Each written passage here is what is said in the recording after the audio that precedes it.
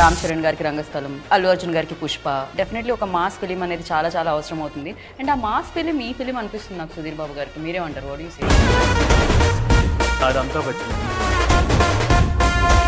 తెలిసిన తెలుగు సినిమాలో కానీ ఇండియన్ సినిమాలో కూడా ఇలాంటి ఒక బ్యాక్ డ్రాప్తో ఏ సినిమా రాలేదు. గన్స్తో ఫైట్స్, బాంబ్స్తో ఫైట్స్ చాలా చూసాం, కానీ గన్స్ని తయారు చేసే హీరో అయితే ఇప్పుడు రాలేదు.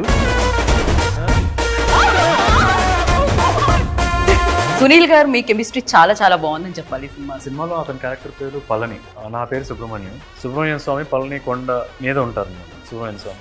ఆ రిజంబ్లెన్స్ పెట్టింది. సుబ్రహ్మణ్యం జనాలకి చాలా కాలం పాటు గుర్తుంటుంది అంటారు. సినిమా కూడా ఓవరాల్గా బాగా గుర్తుంటుంది. ఒక పెద్ద సినిమా గుర్తున్నట్టు అలా గుర్తుంటుంది.